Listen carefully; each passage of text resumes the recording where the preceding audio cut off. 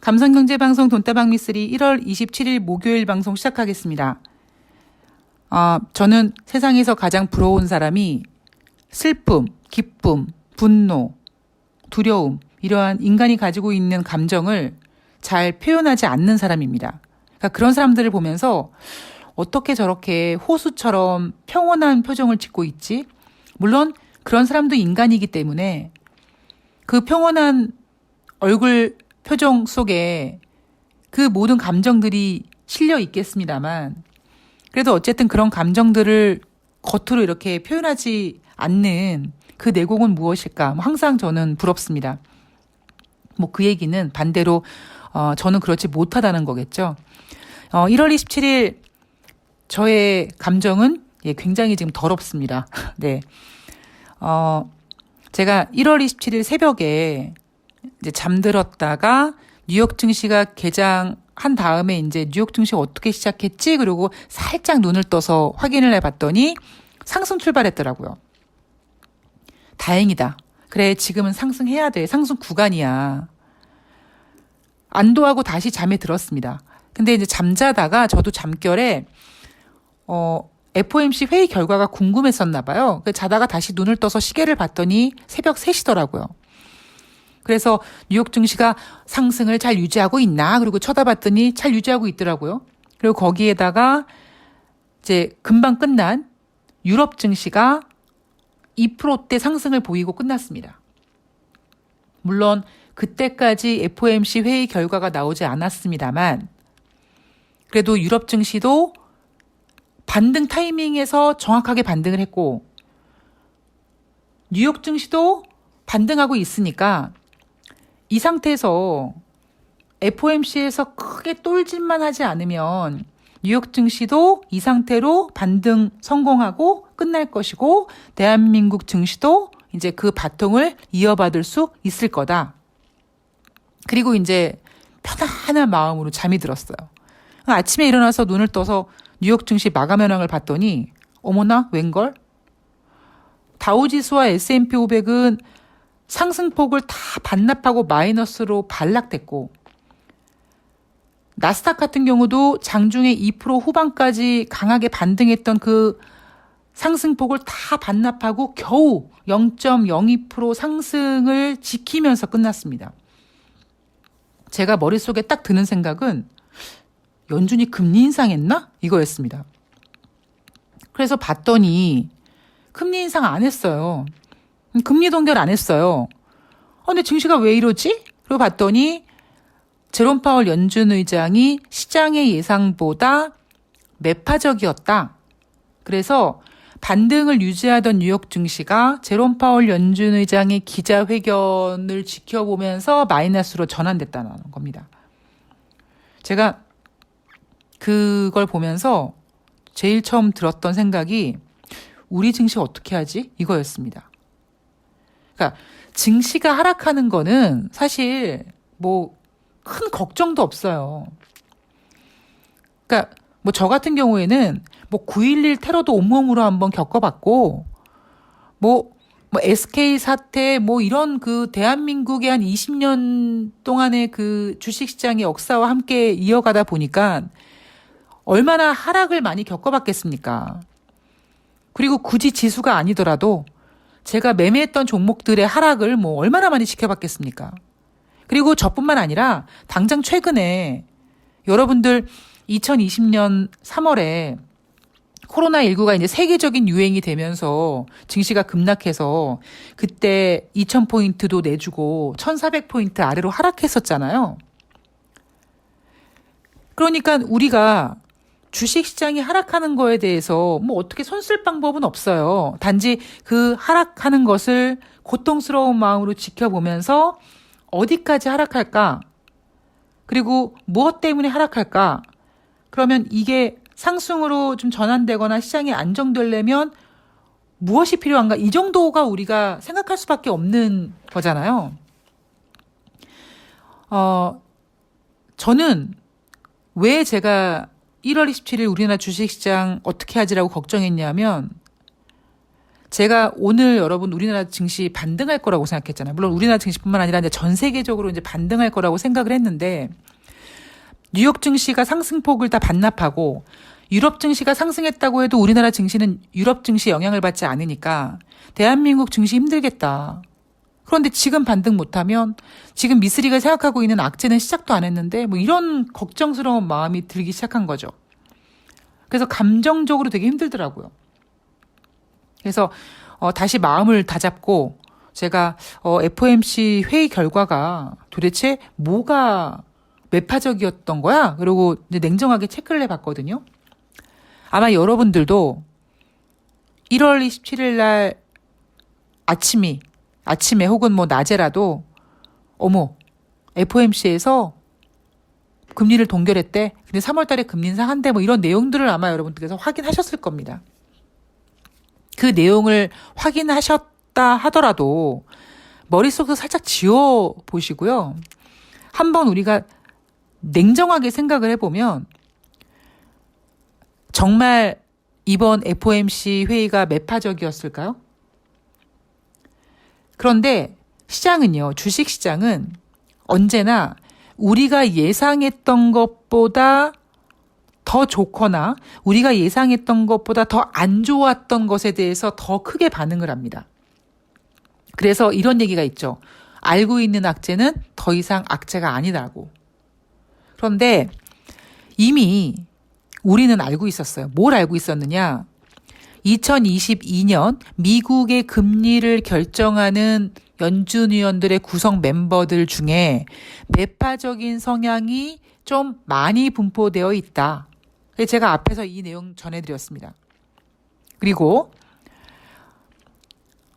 또 뭐가 있냐면 이번에 지금 연준이 올해 3번의 금리 인상을 예상을 한다고 했는데 시장에서 3번이 아니라 4번, 더 많이 6번, 7번까지 그리고 1월 달에 금리 인상, 3월 달에 50bp 금리 인상, 대차대조표 축소도 연말이 아니라 뭐 7월 달, 뭐 이렇게 워낙 공포감을 많이 지금 투여하고 있지만 미쓰리가 생각했을 때 1월 달에 연준이 금리를 인상하지는 못할 것이다. 그래서 어제 방송에서도 1월 달 연준의 금리 인상 나가리다. 이렇게 얘기해 드렸잖아요. FOMC 회의에서 나온 얘기 중에 또 이런 게 있습니다. 3월 말에 테이퍼링 종료를 시사했대요. 여러분 이게 새로 나온 악재예요? 아니에요. 이미 작년 연말에 작년 12월 달 FOMC에서 원래는 2022년 6월 달에 테이퍼링 종료를 하려고 그랬는데 3월 달에 종료하기로 3개월 정도 앞당겼다라고 했습니다. 연준이 6월 달 테이퍼링 종료해서 3월 달로 앞당긴다는 소식을 들은 그 언론들, 전문가들이 설레발을 치기 시작한 거죠. 연준이 6월 달 테이퍼링을 3개월 앞당긴 이유는 금리 인상을 하려고 하는 걸 거야. 그러면 언제 할까? 3월 말로 테이퍼링 종료하고 6월 달에 첫 번째 금리 인상할까? 아니야. 5월 달에 할 거야. 아니야. 3월 달에 할 거야. 아니야. 1월 달에 할 거야. 이렇게 점점 상상의 나래가 커진 겁니다. 그런데 이미 3월 말에 테이퍼링 종료할 거라는 거는 알고 있었어요.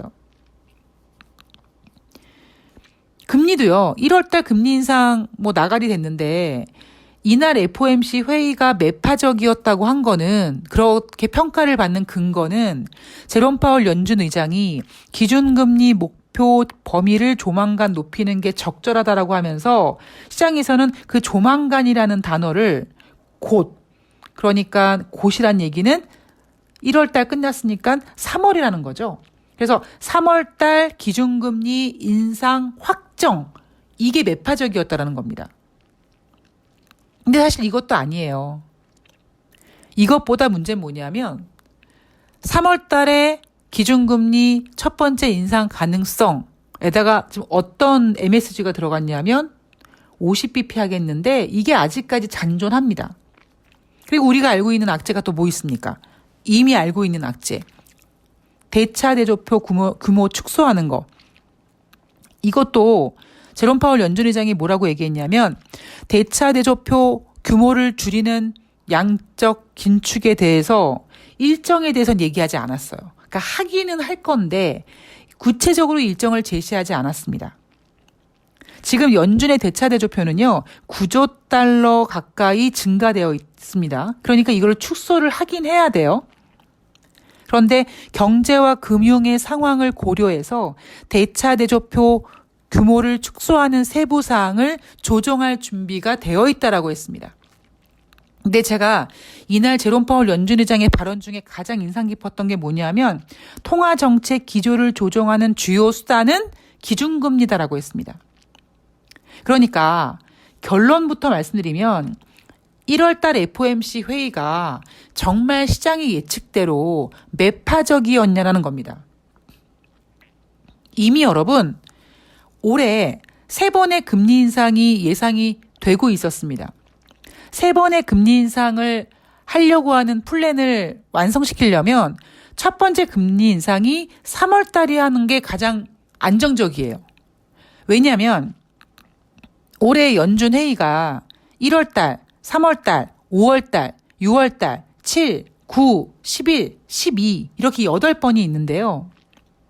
3번의 금리 인상을 가지고 금리 인상을 단행한다면 금리 인상하는 달이 다닥다닥 붙어 있으면 안 된다라는 겁니다. 최소 어차피 금리 인상을 하긴 해야 될 텐데 그렇다면 1월 달 당장 눈앞에 1월 달 회의에서 금리 인상하는 건 이건 좀 아닌 것 같고 이건 아니올시다고 그러면 3월에 금리 인상을 첫 번째 금리 인상을 해 놓으면 나머지 2번의 금리 인상을 좀 여유롭게 할 수 있는 거죠. 뭐 다음번 금리 인상을 뭐 6월 달 혹은 7월 달 그리고 이제 마지막 3번째 금리 인상을 올 연말 12월 달 금리 인상에서 마무리할 수 있는 여유가 있는 겁니다. 그러니까 어떻게 해서든지 연준은 올해 금리 인상을 해야 되는 거고 그게 뭐 2번이 될지 3번이 될지는 모르겠습니다만 5번, 6번, 7번은 안 되고요. 그러면 최소한 1번 이상의 금리 인상을 생각하고 있는 연준 입장에서는 3월 달에 기준금리를 인상하는 것이 가장 안정적인 거죠.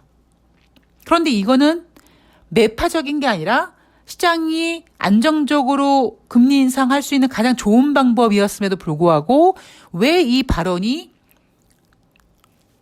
매파적이었느냐? 50bp 인상할까 봐 그런 거예요. 그리고 대차 대조표 규모 축소하는 것도 예측 가능한 방식이 될 것이다. 통화정책 기조를 원래대로 돌려놓은 가장 좋은 방법은 금리 인상이다. 그 얘기는 뭐냐면 결국에 제롬 파월 연준 의장은 그러니까 대차 대조표 축소를 서두르지 않고 금리 인상 카드를 먼저 쓸 것이다라는 거죠. 이게 왜 매파적이냐고요. 근데 여러분 이상하지 않습니까? 여러분이 들어도 객관적으로 냉정하게 연준이 3월 달에 금리 인상 100% 할 거래. 이게 매파예요? 아니에요. 근데 왜 뉴욕 증시가 상승폭을 다 반납했을까요? 물론 이날 FOMC 결과 발표 후 제롬 파월 연준 의장이 기자회견을 하는 동안에 뉴욕 증시가 다시 마이너스로 돌아섰고 추가적으로 뉴욕 증시가 하락한다면 이제 그동안 블랙아웃 기간을 견뎌낸 제롬 파월 연준 의장을 비롯한 연준 의원들이 이제 발언들을 하겠죠. 그러면서 왜들 그래? 우리는 적정 기준금리 인상하기 위해서 플랜을 짠 거고 이렇게 이제 어느 정도 시장을 안정시키는 발언들이 이제 계속 나올 겁니다. 그런데 왜 뉴욕 증시가 이렇게까지 2% 넘는 상승폭을 다 반납했을까요? 저는 여기에 대해서 한 2가지 정도의 생각을 하고 있는데 첫 번째는 뭐냐면 제가 여러분 예전부터 이런 얘기 하잖아요. 여러분 감히 미쓰리가 생각하건대 미쓰리 생각에는 저는 제롬 파월 연준 의장 무능력한 것 같아요. 속된 말로 쫄보예요. 그래서 연준은 이미 금리 인상을 했었어야 되는데 쫄아가지고 못했어요. 이런 얘기 계속 해드리지 않습니까? 그런데 저처럼 생각하는 좀 유명한 분이 계세요. 경제 예측 분야의 권위자인 사이나이 박사님이 이런 얘기를 합니다. 그분의 주장에 따르면 올해 연준이 기준금리를 최대 5번 인상할 수 있대요. 지금보다 더 공격적인 연준의 긴축 움직임에 대해서 대비해야 된대요. 올해 연준의 기준금리 인상하는 달은 3월부터 기준금리를 인상하기 시작해서 5월달, 7월달, 9월달, 12월달 총 5번이라고 합니다. 이분이 왜 5번의 금리 인상을 예상하고 있냐면 연준이 코로나19 사태에 대응하는 과정에서 가파른 물가 상승을 일시적으로 보고 선제적 대응을 못한 정책적인 실수를 범했기 때문이다랍니다. 미쓰리가 얘기하잖아요. 제롬 파월 연준 의장은 쫄보라서 이미 연준은 금리 인상을 했었어야 되는데 못했어요. 근데 물론 저는 제롬 파월 연준 의장의 그 마음도 이해가 가요. 왜냐하면 그때 미국 연준이 금리를 인상해야 될 상황에서 코로나19가 종식되지 않았거든요. 그리고 변이 바이러스가 발생하고 있다 보니까 한낱 인간이 저 코로나19가 어떻게 될지 모르는 상황에서 당연히 앞에 경제를 걱정하고 지금 인플레이션이 문제가 되긴 하지만 거슬리긴 하지만 그래도 불안하니까 못한 거죠. 이미 제롬 파월 연준은 금리 인상을 했었어야 된다. 언제 했었어야 되는 줄 아세요, 여러분? 제가 벌써 그것까지 알려드릴까요? 제가 2020년 연말에 아마 제 생각으로는 미쓰리가 방송을 좀 쉬다가 2020년 11월 달에 조 바이든 대통령이 막 당선되자마자 제가 다시 방송에 복귀하고 거보세요 여러분 미쓰리가 트럼프 대통령 재선 안 된다고 했잖아 막 이렇게 자랑질하면서 2021년도 경제 이슈는 첫 번째 인플레이션, 달러 강세, 미국과 중국의 패권 전쟁 2라운드라고 했습니다. 그리고 2021년 새해가 시작되고 1월 달부터 증시는 미국의 인플레이션 때문에 국채 금리가 흔들리고 그랬어요. 그때도 제롬 파월 연준 의장은 인플레이션이 높긴 높지만 일시적인 현상이라고 했습니다. 1월 달부터 시작해서 몇 개월이 지나갔는데도 연준은 금리를 인상을 못해요. 계속 동결을 합니다. 그래서 제가 어느 순간부터 여러분 제롬 파월 연준 의장 쫄보해서 금리 인상을 못해요. 했었어야 되는데 이런 얘기 계속 하지 않습니까? 물론 거기에는 지난번에 2016년도에 장이 열리자마자 증시가 개박살났던 그런 어떤 학습 효과도 있어요. 여러분 2017년도에 연준이 3번의 금리 인상을 합니다. 다시 정리를 해드리면 연준이 오랜만에 2015년도 12월 중순쯤에 금리 인상을 탁 한 번 하고 우리 미국은 2016년도에 4번의 금리 인상을 하겠습니다. 그리고 보름 정도 지나서 2016년도 1월 초 중국 증시가 새해 첫날 개장되자마자 개박살이 납니다. 그래서 4번의 금리 인상을 예상했던 연준은 2016년도에 겨우 12월 달에 한 번 금리 인상을 합니다. 그러니까 연준은 시장에 풀린 돈을 제때 회수를 못하고 있었던 거예요. 2016년도에 12월 달에 겨우 금리 인상 한 번 하고 그리고 2017년도에 3번의 금리 인상을 합니다. 제가 그때 뭐라고 했냐면 여러분 올해 연준이 금리 인상을 할 때 그때쯤 그러니까 연준 회의가 있을 때마다 증시가 출렁출렁 거릴 거예요. 왜냐하면 한 번 금리 인상을 했었던 거와 횟수를 늘려서 3번의 금리 인상을 한다는 건 굉장히 시장에 충격일 수 있으니까. 그래도 어찌 됐던 간에 그때 유동성의 어떤 그 좋은 장점을 이용해서 연준은 3번의 금리 인상을 하고 2018년도에 4번의 금리 인상을 합니다. 근데 3번의 금리 인상과 4번의 금리 인상은 또 달라요. 그래서 제가 여러분 2018년도 연준이 4번의 금리 인상을 하고 그리고 그들이 얘기하는 적정 기준금리를 만들기 위해서 2019년에도 최소 2번에서 3번 정도 금리 인상을 하겠다라고 생각했지만 미쓰리는 2018년도에 4번 금리 인상하는 거 보고 2019년도에 금리 인상은커녕 금리 인하합니다라고 한 겁니다. 그리고 제가 그랬죠. 여러분 지금 연준은요. 그들이 생각하고 있는 기준금리에 도달하지 못했어요. 그러다가 코로나19가 터진 겁니다. 그래서 지금 연준은 자기네들 계획이 완전히 틀어졌어요. 제로금리가 지금 몇 년째 이어지고 있습니다. 그러던 중에 코로나가 터졌고 뭐 어떤 재난지원금 같은 게 나오고 이러면서 증시는 안정을 찾기 시작했고 백신 개발을 하고 치료제 개발에 돌입했고 시장은 이미 백신 맞고 이제 주사 맞고 그러면 마스크 안 쓰겠지 정상으로 돌아오겠지 하는 기대감으로 증시가 상승하기 시작한 거죠. 그래서 그 타이밍이 언제냐면요. 2020년 11월 초부터 2021년 6월까지 대한민국 코스피 지수로 보면 그때 8개월 동안 증시가 급등해요. 왜냐하면 너무 시장에 기대감이 컸던 겁니다. 백신 개발되죠. 지금은 비록 힘들지만, 지금은 비록 마스크를 써야 되지만, 이제 백신 개발되면 마스크 풀 거야. 경제가 돌아갈 거야. 이렇게 그러니까 막 증시가 많이 그 얘기 뭡니까, 여러분? 그 당시, 그 8개월 동안 주식 시장에 미친 듯이 동학개미들이 들어온 겁니다. 그리고 지금 다시 증시가 하락하는 거거든요. 근데 여러분 생각해 보세요. 2020년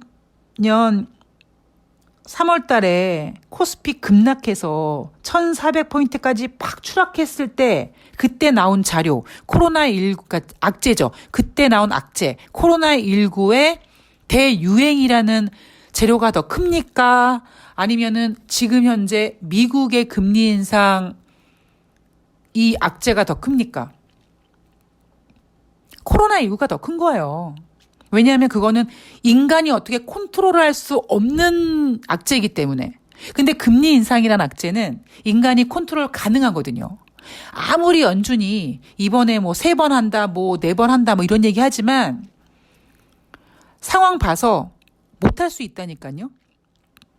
경제예측 분야의 권위자인 사이나이 박사가 미쓰리와 똑같이 제롬 파월 연준 의장이 쫄보라서 인플레이션이 발생되면서 이미 최소 한 번쯤은 금리 인상을 했었어야 되는데 못했고 지금 그 부작용 때문에 이 사이나이 박사 같은 경우는 올해 연준이 5번 금리 인상을 해야 된다라고 얘기하잖아요. 미쓰리의 생각은 뭡니까? 못할 거라는 거예요. 3번 할 수 있을까? 왜? 아직 미쓰리가 생각하고 있는 악재는 나오지도 않았기 때문에. 근데 이 사이나이 박사가 이런 얘기를 해요. 연준이 올해 지난번에 미리 금리 인상을 했었어야 되는데 못했던 것에 대한 그 어떤 후폭풍으로 올해 금리 인상을 5번 해야 된다. 대신에 올해 금리 인상을 연준이 5번 한다고 해도 전 세계 금융시장에 닥친 혼란이나 공포 이런 거 되지 않을 거라는 거예요. 뭐 이거는 이분 생각이죠. 아무 문제 없이 연준이 5번 금리 인상을 한다고요. 그때 시장이 혼란이 안 온다고요? 아마 2번만 인상해도 혼란이 올걸요? 그리고 한 번 금리 인상하고 이제 2번 금리 인상하고 막 그랬을 때 이제 아마 금리 인상하지 못하게 하는 어떤 다른 악재가 터질 겁니다. 그러니까 저는 1월 26일 뉴욕 증시가 매파적인 발언 때문에 하락했다라고 하는데 매파적인 발언 때문에 하락했다라기보다 시장에서는 이 사이나이 박사의 생각인 거죠. 연준이 그때 금리를 인상하지 못했기 때문에 이제 쫓기는 거예요. 금리 인상에.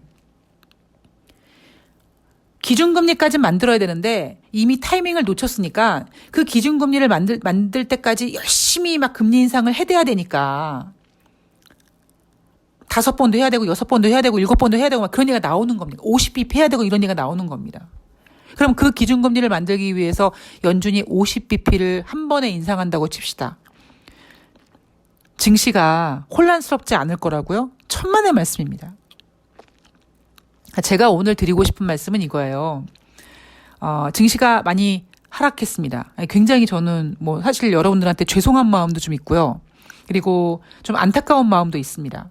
그러니까 유럽 증시도 상승하고 막 뉴욕 증시도 상승하는 모습 보이면서 어느 정도 시장의 안정을 찾을 거라고 했는데 시장이 아직까지 공포에 휩싸이고 있다라는 점. 그리고 이 공포에 휩싸였던 건 뭐냐면 우리나라 같은 경우에는 그 8개월 동안에 주식을 모르는 동학개미들이 막 들어온 그 물량들이 지금 정신을 못 차리고 있는 거예요. 그 물량들이 다 매물대가 된 겁니다.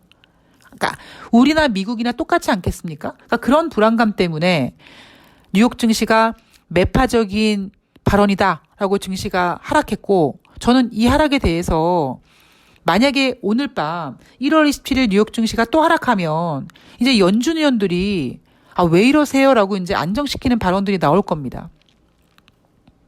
그래서 뉴욕 증시는 이제 어느 정도 안정을 찾아가겠죠.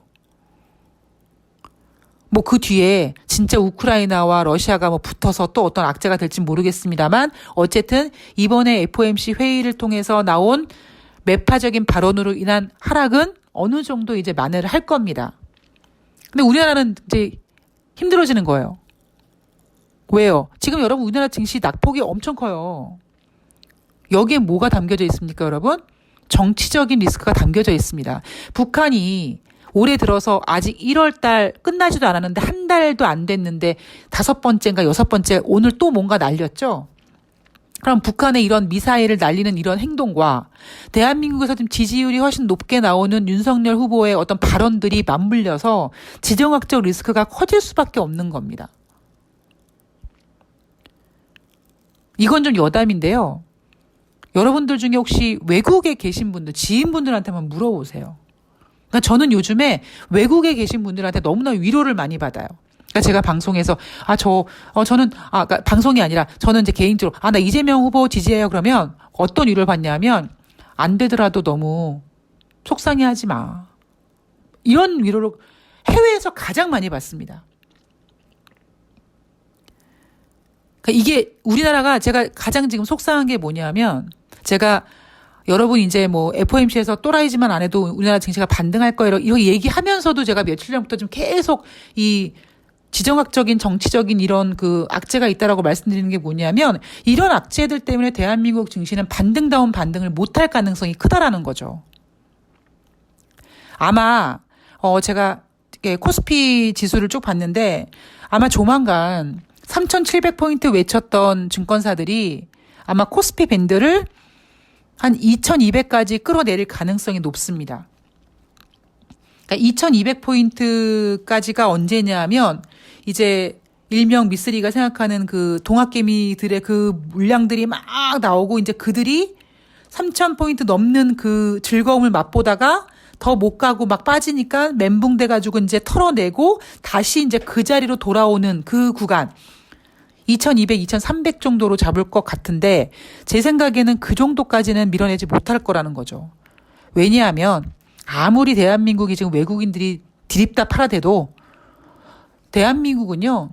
사실 어쩌면 외국인들 없이 그냥 우리들끼리 치고받는 게 제일 재밌다니까요. 오늘 LG 에너지 솔루션이 상장하고 거기에 대한 외국인들의 매도로 지금 장중에 거의 뭐 2조 가까운 외국인들의 매도 폭탄이 나오고 있습니다. 기관들이 열심히 바치고 있지만 의미가 없어요. 만약에 여러분 내일 28일 금요일 우리나라 증시가 어케어케해서 반등하잖아요. 그럼 지금 지수를 바치고 있는 기관들이 바로 매도할 겁니다. 자, 시장이 굉장히 어렵습니다만 제가 오늘 어찌 보면 공포스러운 이야기를 좀 드린 것 같은데 저는 공포스러운 이야기를 해드리고 싶었던 게 아니고요. 우선 뉴욕 증시가 매파적인 발언으로 하락했다라고 하는데 매파적인 건 아니었다라는 얘기를 해드리고 싶습니다. 그럼 뉴욕 증시도 다시 이제 정신 차리고 생각해 봤더니 야 매파적인 건 아니었던 것 같아 라고 생각할 수 있잖아요. 첫 번째 금리 인상을 3월 달에 해놓으면 나머지 두 번의 금리 인상을 굉장히 여유롭게 할 수 있을 거라는 우린 새로운 또 긍정적인 재료를 갖게 되는 거고요. 단지 지금 시장이 공포스러운 거는 3월 달에 금리 인상이 확정적인 건 맞는데 금리 인상 확정적인 게 공포스러운 게 아니라 혹시 그때 지난번에 금리 인상을 했었어야 되는데 못했던 연준이 그러니까 쫓겨서 50bp 해버릴까 봐 그 공포감이 아직 남아있는 겁니다. 근데 그것도 증시가 더 하락하면 에이 어떻게 한 번에 50bp를 해. 그런 적 별로 없어. 지금은 그럴 상황이 아니야. 뭐 이렇게 어느 정도 토닥토닥 할 수 있는 가능성이 있는 거고요. 단지 제가 지금 가장 좀 안타까운 거는 우리나라 증시 자체 내에서 갖고 있는, 그러니까 만약에 전반적으로 글로벌 증시가 막 반등해도 우리나라 증시의 반등 강도는 상대적으로 약할 거라는 것이 가장 고통스러운 거죠. 제가 다시 말씀드리지만, 예, 제가 연초에 그랬잖아요. 여러분 올해 좀 이상하다. 미쓰리가 손을 다치지 않나. 올해 호랑이띠인데 미쓰리가 너무 좋아했던 에버랜드의 그 오둥이 중에 막둥이 강산이가 갑자기 밥 먹다가 막 죽고 이래저래 좀 되게 뒤숭숭하다. 사건 사고도 많이 나고요. 사람도 많이 죽고요. 참 뒤숭숭하다. 근데 저는 이런 상황을 오히려 처음에 너무 좋은 거보다, 그러니까 첫 끝발이 개끝발인 거보다 처음에 좀 안 좋지만 어차피 다 지나가니까 이런 고통들을 이겨내고 결국 이 문제를 하나씩 풀어나가는 것이 훨씬 더 좋다. 지금 1월 달 이제 거의 마무리 단계에 와 있잖아요. 상당히 힘듭니다. 멘탈적으로도 힘들고요. 저도 물론 제가 제 명의로 주식을 하진 않지만 저도 주변 분들한테 주식 종목을 추천했고 주식시장이 빠지면 아무리 호재가 있더라도 시황을 이기는 종목은 없기 때문에 다 같이 맞물려서 빠질 수밖에 없고 굉장히 저도 멘탈적으로 이제 고통스럽고 힘들긴 한데요. 오히려 첫 끝발이 개끝발보다 이미 이제 나온 악재들은요. 우리가 이미 알고 있는 악재들인데 시장에서 너무 과도하게 생각하고 있는 것들은 이제 좀 안정될 시간이 된 거고 이제 오늘 가장 큰 메시지는 혹시 이제 2월달 증시라든가 당분간 증시에 증권사들이 2200포인트, 2300포인트 제시했을 때 너무 쫄지 마시라는 겁니다. 자, 남은 목요일 잘 보내시고요. 예, 저는 화를 좀, 예, 누르도록 하겠습니다. 다음 방송에서 뵐게요. 고맙습니다.